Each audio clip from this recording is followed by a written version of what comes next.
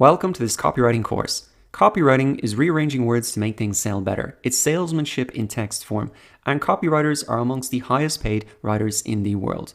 So if you want more traffic, more leads, and more sales just by rearranging a couple of words, then you are going to love the actionable tips in this copywriting course. Let's get started. In this video, you're going to learn how to use the AIDA formula. And this powerful copywriting formula works for sales pages, blog posts, email newsletters, sales video scripts, Facebook ads, Google ads, and more. And this one copywriting formula will help you write all of your copy faster and help you get results that will blow you away. And if you're not using AIDA, then you could be missing out on a lot of leads, traffic, and sales. Now here's a visual of how AIDA looks. As you can see, AIDA stands for attention, interest, desire, and action. And AIDA is designed to grab people's attention and take them through your content to the point that they take action on what they've read. And this formula is virtually foolproof. I recommend that you use it for every piece of content you write because you shouldn't be writing from scratch. So let's take a look at the 4 parts to the AIDA formula in detail. Now the first part is attention, and if you want people to take action on what you've read, you first have to get their attention. And you're going to get their attention with the headline or the subject line or the video title. And in this example here, you can see subject of this email line is create highly engaging videos straight from your phone. And that's really important to have a catchy title because the reader's going to be asking, what's in it for me? Why should I invest my time reading on? And if they don't open the email or click on the video or click on the blog post, then they're never going to buy or subscribe or whatever action you want them to do. Now, the second part of the AIDA formula is interest. And once you've hooked the reader, it's time to turn that attention into interest. And if you don't hold their interest in the first paragraph, then you've lost them. So the way to get them interested is to engage them with unusual, counterintuitive, or fresh information. So in this example here, we can see that you've probably seen some different video content creation tools that have hit the market in the last 3 years, but I bet you haven't seen anything like this before. It lets you shoot, edit high-class videos from your phone. So automatically it's recognizing in this example that there are other options out there, but this one is different, and now I'm interested really to find out why and learn more about it. The third part to the AIDA formula is desire. And what you want to do now is really engage them so that they really want what you're offering. And there are 3 ways to create desire in your copy. 1 is to show the product benefits. 2 is to explain how your product can change their life or how it solves their problems. And 3 is to show the results other people have achieved, like testimonials. And in this example here, we can see not only can you pump out high quality content with just your phone, you can also leverage new aspect videos that are delivering more engagement, like 100% more engagement, 35% video views higher, 33% less cost per engagement, 78% more visibility in the newsfeed. So those are some of the benefits and really the outcomes that I could get by using this product. And here's a bit of a testimonial or an influencer reference. Even Daryl Eves, a leading influencer on YouTube with over 500,000 subscribers, is endorsing this new tool. So if the best guy or one of the best guys is using it, well, that's very interesting to me, and I want to use it so I can get up to his level. Now, the final part of the AIDA formula is action. And this is really where you want to ask them to take the next step. Now, once you've stirred up enough desire to get your prospect thinking about taking action, it's time to close the deal. And these call to actions are pretty simple statements to let the reader know what you want them to do next, like buy the product, sign up for the newsletter, watch a video, or share your tweets. And everything you write should have a call to action after it. After all, you're creating this piece of content for a specific reason. And you can use a very clear and obvious call to action, maybe change it to a different color. Urgency is important as well. So try and put in an incentive to buy it, like it's on sale or it's a special price or something like that. So as we can see in this example here, grab your copy of this tool at the early adopter pricing. So that's an incentive. And again, which is only available for the next few days. So and that's creating an obvious call to action. Click here, and it's creating that urgency as well. So that is a full run through of the AIDA formula, an example to really make it clear for you. If you're ready to get your content read more often, keep your prospects and readers hooked and drive them towards action, then use AIDA for your next piece of marketing content. You're going to be blown away by the results. In this video, I'm going to give you 11 tips to write magnetic headlines. And headlines are so important because on average, 5 times as many people read the headline as the body content. And when you've written your headline, you have spent 80 cents of the dollar. Now, this is what David Ogilvy said. He was one of the original grand masters of copywriting, one of the big ad men from the 1950s and 60s. And literally he was saying, you've spent 80 cents of your dollar, because he used to buy space in newspapers to advertise. But what that should signal to you, even if you're not buying ads, is how important headlines are. In fact, if you look at what he said here, really you should be spending 5 times the amount of time writing your headline versus the content, because that's what most people are going to read. So now that you understand the importance of headline, let's look at the first tip, which is to start headlines with numbers, such as top 15 websites to find free images for your content marketing, 21 actionable SEO techniques you can use right now, 7 ways to make yourself a happier person every day, 7 secrets, 7 proven, 7 reasons, 7 tips, etc. Now, the great thing about starting your headlines with numbers is that not only does it create a lot of curiosity, so people want to click through and find out the 15 things or the 7 things, it also creates a very easy structure for you to create content, because you just have a list. And it also creates a structure that's very easy for people to read, because they can just scan down through them quickly. So this is probably the biggest headline tip that you can use and apply easily. And websites like BuzzFeed have built $100 million businesses a year just using this headline tip. Every article on their site is almost starting with a number like this. Now, tip number 2 for writing headlines is to use how-to headlines. They still work. How to make a lavender lemonade to get rid of headaches and anxiety. How to do blank even if common obstacle blank. How to do blank without common objection. And really, these ones are very powerful, the how to, even or without, because a lot of people know how to do things, but then they run into problems and the existing solutions don't solve those. So if you really want to grab attention and have something unique and different, including the even if or without, without having how to make YouTube videos without recording any content, that's an example that really is going to grab attention. Third tip to write headlines is to flag common mistakes, such as 16 copywriting mistakes you're probably making and how to fix them. And are you making these 10 common Google AdWords mistakes? Again, it creates that curiosity for people to click through, because they want to know, did they make the mistakes? And also it'll help them solve a problem that commonly comes up, and that can get them to their desired location much quicker. Now, the fourth tip to write headlines is to ask questions, such as, do you want to build a snowman? Read this guide first. Think you know SEO? Quiz yourself and find out. These questions are just a great way to engage people and to really get them into the content. Fifth tip to write headlines is to use punctuation. And this is a very simple technique, which is especially useful for SEO. So if you want to rank in the Google search engines or the YouTube search engine, putting your keyword at the start of the title can be very helpful.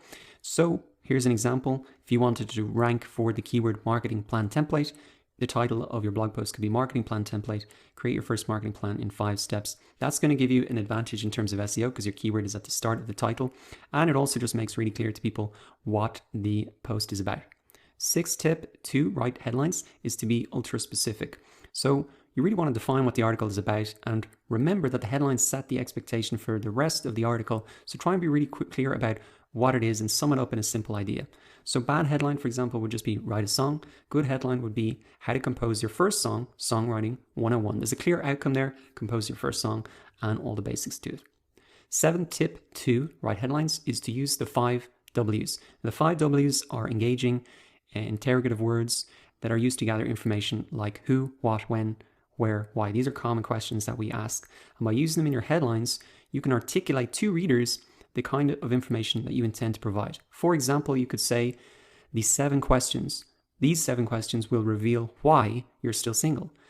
Here's another example. How to motivate yourself when you don't want to exercise. So include those 5 W's in your headlines. Tip number 8 to write headlines is to pay attention to the headline length. So if you want your headlines to look good and to prevent them from being cut off, make sure your headlines are the right length. And Google typically displays the first 50 or 60 characters of a blog post title in the search results. So you really want to make sure that you're within that range.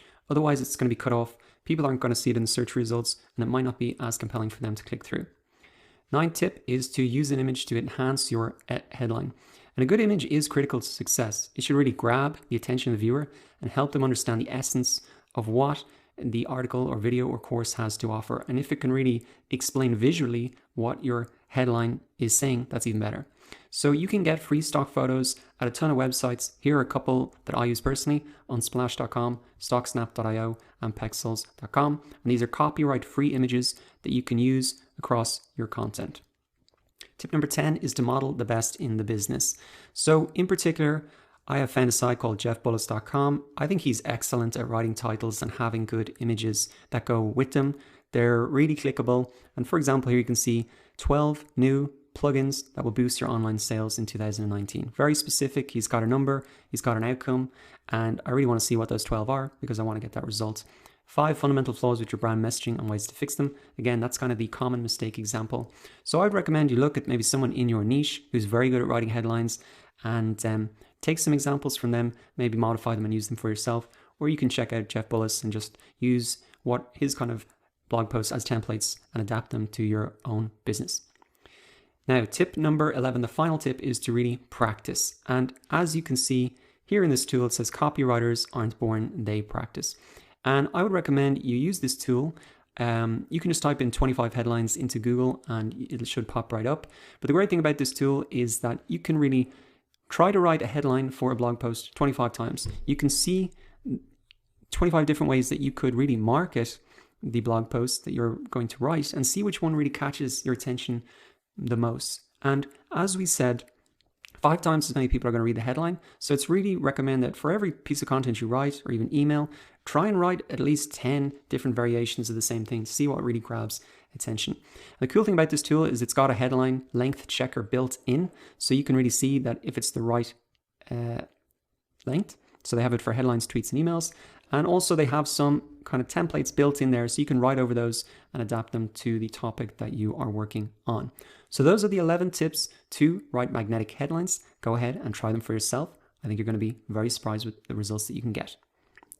Features tell, but benefits sell. So in this video, I'm going to show you how to flip features into benefits. And one of the best examples of all time of a company flipping a feature into a benefit is when Apple released the iPod. They didn't say we have 1 gigabyte of storage for MP3s. That was the feature. They presented it as a benefit for the customer, 1,000 songs in your pocket. And that is just a brilliant example of flipping a feature into a benefit because the feature, I as the average user don't know what a gigabyte of storage is, but I can see 1,000 songs in my pocket. I get it. I understand it. There's a clear benefit for me. And not only is that just really clear, it's really clear how much of a benefit that is compared to other options out there. I remember having a mini disc player. This is going back quite a while now. And I think I could only have 20 or 30 songs on a mini disc. Maybe it was more, maybe it was like 50. But 1,000 songs in your pocket was just so much better than anything out there. A CD was probably 20 songs. So 1,000 songs in your pocket not only is clear, but it clearly presented the benefit versus alternatives out there. And that is one of the reasons why the iPod was so successful, that they were clearly able to sell the benefits of the product and not just the features, what a lot of competitive products versus the iPod were focusing on. So think of the feature as here's what our product can do, and the benefit is really here's what you can do with our product. And if you want to create a lot of desire for your product, you need to sell the results, not just the product itself. So what is actually the result that people can get from having an iPod? It's 1,000 songs in their pocket. So let's go through a couple of examples. If we look at shampoo, you could say that one of the features is it contains a special formula, Panadol, but really, so what? If you want to really flip a feature into a benefit, you can apply the so what test. So what if it contains that special ingredient? What is really the benefit for the customer? And really, it gets you beautiful hair that gets you noticed. That's really the benefit, people. That's the result that they want. And if you focus on that, as you can probably look at it yourself, like what do you find more appealing? You want to get the beautiful hair that gets noticed. You don't really care about this special ingredient. Let's look at another example. Here is a bag, and one of the features is it has a rain cover. So apply the so what test once again to flip that feature into a benefit. Why do I care if it has a rain cover? The benefit for me is it keeps your gear dry even in torrential rain. That's what I could do with the product. That's not just the feature, what the product actually does. So let's look at another example. The feature of a fitness program might be that it includes a meal plan and a shaker. So if we apply that so what test, what benefit is there if there's a meal plan and a shaker included in the fitness program, well, the benefit is really that I'll know exactly what to eat. And as you can see in all these examples, the benefit is really going to sell the product because it's far more compelling. It's what I can do with the product and really the result I'm going to get out of it. So the action for you is to write a list of your features and really apply the so what test so you can flip those features into benefits. In this video, I'm going to give you 5 tips to create an irresistible call to action. A strong call to action is the difference between a page that converts and one that falls flat. So the first tip to create an irresistible call to action is to have a call to action on every page, not just your homepage, but also your blog posts, in your emails, and really any Facebook post or any marketing content that you do. Because everything that you write should have a call to action. After all, you're creating that piece of content for a specific reason. You want to build engagement with your prospects and audience and really get them to start taking action.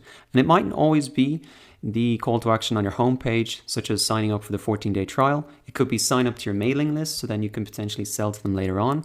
Or it might even be in an email, getting them to share it with somebody or reply to you so you can learn a little bit more about their problems and what you can help them with. But really, you should be engaging with your audience at every opportunity that you can to really build that relationship where you do something and they take action. And that's why you should have a call to action on every page. Now, I also recommend that you begin with the end in mind. So before you start writing anything, an email, a blog post, or a landing page, decide what action you want that reader to take at the end so you're really clear on it, because if you're not clear on it, they're not going to know what to do. So the second tip to create an irresistible call to action is to start with a verb. Now, it is called a call to action, so really start that call to action with action verbs like start, try, download, subscribe, watch, share, fill out, find out, shop, or order. It just makes it really clear that you're expecting them to take an action, and the best way to show that is by starting with an action verb. Now, some of these action verbs like start or try are great to use because they don't seem as committal as something like buy or shop. And that's why a lot of sites, even online course sites like Udemy, will say try any course, enroll today instead of buy or shop, because it sounds like not a big as commitment. So if you have the option, try and pick a verb like start or try that doesn't sound like a big of a commitment like shop or order. Now, the third tip to create an irresistible call to action is to create a sense of urgency. And here are some easy ways to create a sense of urgency in your call to action. Include words like click now, try our software or service today, limited time offer, quantities limited, only 47 left, sale ends on August 31st, doors close on Thursday, and don't miss out. These are all ways to create that sense of urgency. This has been a technique used before the internet was even invented to get people to buy things. The closing down sales that you might see in a retail shop, the Christmas sales, the January sales, people know that there's a deadline there, and that really encourages them to buy because it creates that sense of urgency. Now, the fourth tip to create an irresistible call to action is to really just make it visible. You need to be really clear on what you expect people to do. They don't have time to figure it out what they're supposed to do next. So you should really draw the user's eye to the action you want them to take. And you can use contrasting colors, like maybe on a website or in a blog post. Like for example, here you can see I've highlighted in a yellow box here, the call to action, which is to download a PDF. And of course they enter their email in order to get that. So I get their email address. But on the page, hopefully it's a bit zoomed out, but you can see that really does catch the attention of the blog post. Now, also in the sidebar here, hopefully you can see that this really is a contrasting color I've used to catch attention, and it's the email sign up form in the sidebar of my website. But if you're using an email, for example, you can just simply bold a call to action like I've done here on the slide, and you can really see it pops or sticks out. Another tip for emails as well is actually paste the full link into the email. When people see links, they automatically know that they're supposed to click on them. And I would recommend you paste the full link in rather than say click here, because if you just have click here, it can really get lost. It's easy to miss. And if you want to make it visible in an email, you can just paste the whole link in. Even on a Facebook post as well, pasting the whole link in makes it really visible. It's really obvious what you want them to do. So tip number 4 is to make it visible. Now, tip number 5 is to minimize the risk. If you want to really reduce people's fears and hesitations, you should minimize the risk and really make it easy for them to say yes. And there's a couple of ways that you can do that. One is the money back guarantee. And you can use a phrase like join today and enjoy our 100% money back guarantee for 30 days. You can also use something more specific, like if you don't get X results by X time, then I'll give you 100% of your investment back, no questions asked. And that's a good phrase to use because you're getting 100% of your investment back. So it's making them think that's an investment, it's not just an expense. And also, no questions asked also reduces the risk because they know, okay, I'm not going to be bounced around from support teams. There's nothing I have to do in order to get the refund. It's just no questions asked. And so that's often a good little phrase to put in to minimize the risk. Now, another way you can minimize the risk is by saying something like start your free trial today, no credit card required, no software to install. So the risk is not just in terms of their money, but it's also their time and effort. So if you say there's no credit card required, that means they won't have to cancel it or remember to cancel it later on. And there's no big installation process, which really means there's no risk of their time and wasting it. Another phrase that can be good to use is something like download and get started today, sign up in just 60 seconds, get approved in just 8 minutes is another thing I've seen. And those specific time numbers really minimize the risk and say, okay, I'm not going to be doing this for the next 2 hours. I can get this done quickly and it's going to be quick to get going. So that wraps up the 5 tips to create an irresistible call to action. So really what you need to do is be sure to use all these 5 tips when writing your next call to action. Remember that a strong call to action is the difference between a page that converts and one that doesn't.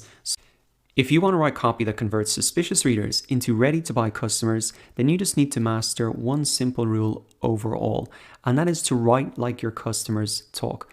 All you need to do is take the pain points and desires that your prospects talk about and write them into your sales pages, emails, or blog posts. And when you do that, your prospects are going to say, hey, this product is exactly for me. This is different to other solutions that I've seen, and I really want this. And they're going to be with their wallets out ready to buy after only reading a couple of sentences. Now, the question is, how do you understand their pain points and desires? And you can use one of these 4 simple strategies to do that. 1 is customer surveys. 2 is reviewing social media, Facebook groups, Reddit, Instagram, Twitter, etc.